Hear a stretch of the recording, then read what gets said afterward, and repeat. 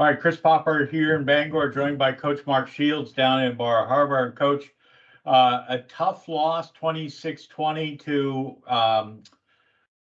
to Waterville on Friday night, and that was despite the fact having 3 fumbles, an interception, a block punt.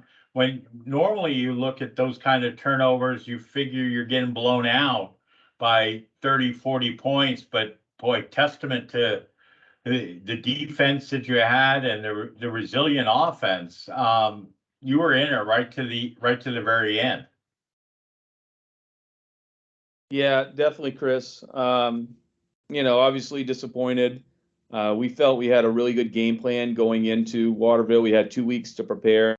And I mean, honestly, in my 27 years of coaching, I can't really think of a team that would have been better prepared than we were for this game. And it was such an interesting game because, yes, I mean, obviously turnovers killed us. I mean, you're not going to win a game if you turn the ball over 4 times. To most teams, but the defending Northern Maine champions of Waterville definitely not. And then giving up a punt block, that is going to be difficult to win. And so we know that. We talked to the kids, about you have to limit your mistakes, in big games like that if you want to beat a team like Waterville. But I will say, it was a bizarre game because both starting quarterbacks for each team went out. I don't think I can remember a time when that has occurred. And Waterville's quarterback went out, number 7, and we had schemed defensively around him all week. And when he was in the game, I thought we played pretty well defensively. And oh, absolutely, we were ready for him. And then number 10 comes in, entirely different style of play. And he's number 7's fast, but number 10's at a different level. And he's got a lot of shake and bake, and we just had a hard time stopping him. Overall, I thought defensively we played pretty well to hold them to 26 points, considering one of the scores was off that block punt. They were right, deep in our zone and were able to score. But yeah, it was just one of those just weird games. And I remember in the fourth quarter saying to my staff on our headsets, like, this just feels strange, the way the game was unfolding.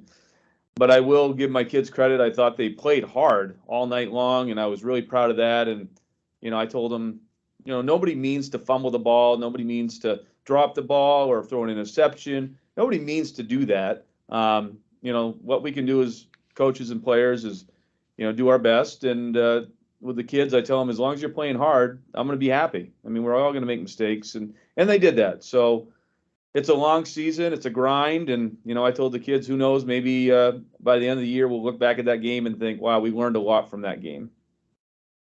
Absolutely. Well, I mean, and then you had your starting quarterback, Spencer, go out. He got crunched. And how is he doing? Yep. So I emailed him over the weekend and actually saw him today in school, and he seems to be a lot better.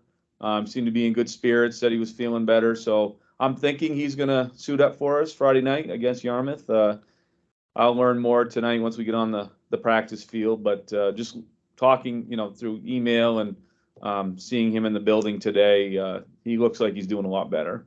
Oh, to be 17 and 18 years old again and be able to recover as quickly as that, huh?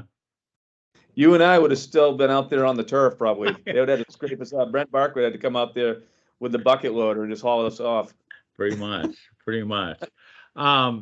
What injury-wise, is that where you're at, or how did you make out? I mean, it looked like he was the only one that was, other than oohies and owies. Right. Yeah, I think we did pretty well overall.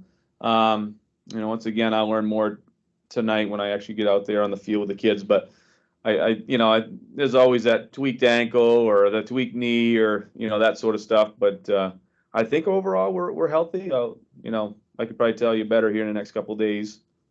It was interesting to see everybody in long pants. It was a little chilly Friday night. Yeah, it's starting to feel more like football weather for sure. I know the kids are pleased. That's a little cooler in practice.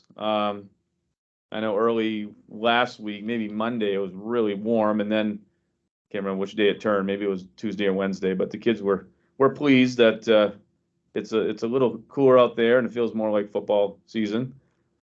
Now it's going to feel like swim practice because tonight, Tuesday, and Wednesday are supposed to be, well, I guess Wednesday not so much, but tonight and tomorrow we're expecting quite a bit of rain. What's that going to do to your practice? Right. So for us, unless it's a torrential downpour, we normally will practice outside. I mean, if it's really coming down hard, it just isn't very effective. But if it's just a steady rain, we'll try to be on the field.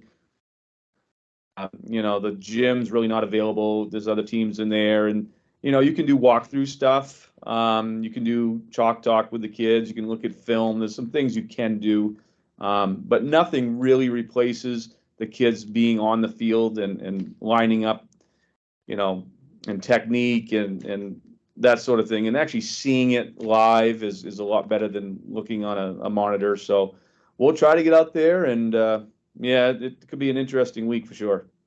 Were you one of three for 2-point conversions, or where were you with that? And what are you doing to improve upon that? Because obviously in a 26-20 victory, those 2-pointers really make a difference. I mean, it very rarely are you going to see anyone kick a point after attempt now.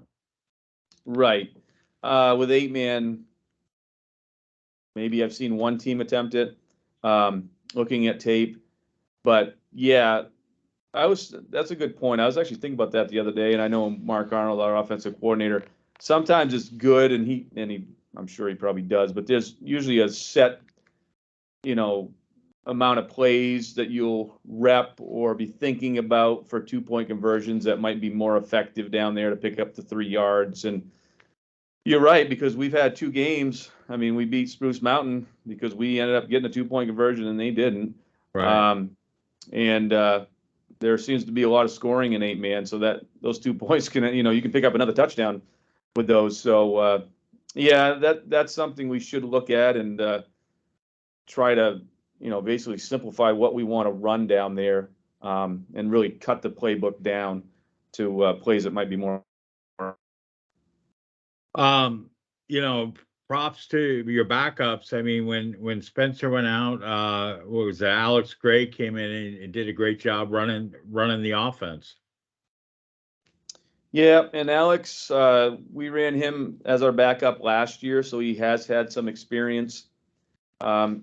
He had gotten a few reps this past week in practice. The reality is there's never enough time, of course, to do everything you want to do and to get those 2s some reps. But I'm glad we were able to get him some. And, he's just a big, strong kid.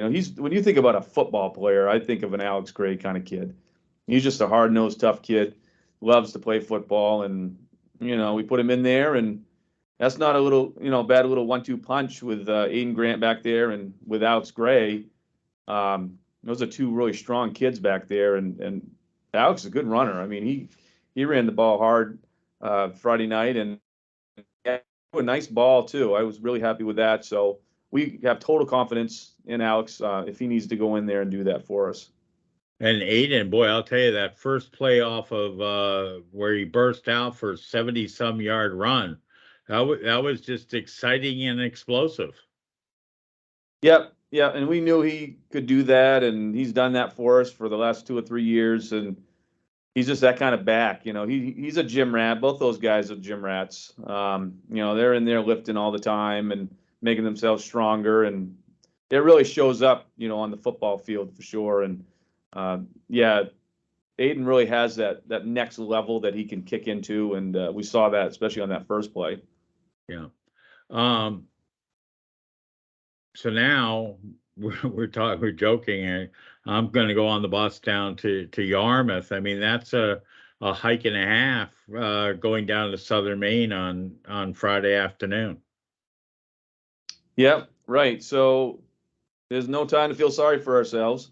That's the world of athletics, right? You got to focus on your next opponent, and the coaches, you know, we met this weekend and been breaking down film on them, and it's a ride. It's going to be about 3 hours, probably one way, at least 3 on a bus, much like Spruce Mountain. You know, and that's something that we talk to the kids about. You know, control what you can control, and that's something you can't control. And what it is what it is, and you know, we'll deal with that in a positive manner. And we know we have a tough opponent. I mean, Yarmouth is undefeated.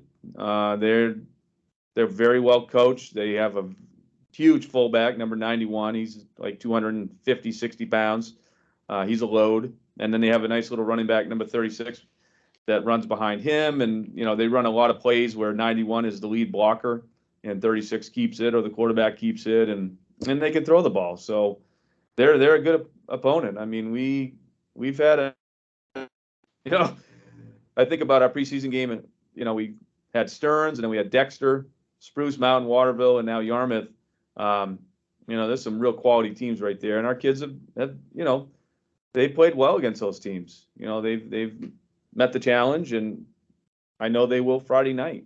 Win or lose, I know the kids are going to play hard, and they'll give Yarmouth everything they have. And 91 is a running back. That's an offensive lineman number. Yep. So I would suspect that maybe he was a tight end or a lineman back in the day and kept the number possibly. But yeah, he's a big kid. So he's gonna be a handful. If we decide we want to tackle him high, we're gonna go for a little ride.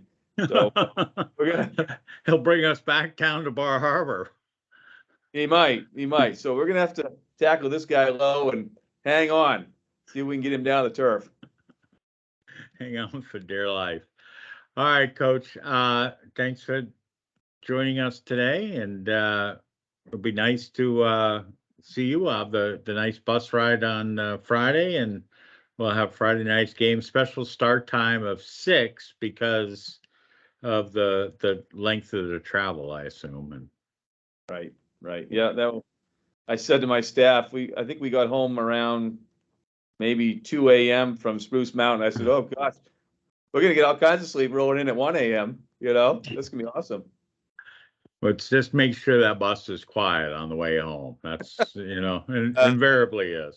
No promises there. I know when you deal with teenage boys, there's some interesting things you hear on the bus that been there. We've done that during basketball season. So yeah, we're ready. We're just gearing up. Right. Coach, have a good week. We'll talk to you on. We'll do this. We'll tape this on Thursday for Friday night's game, and we'll see you on Friday. Sounds good. Thanks, Chris. Thanks.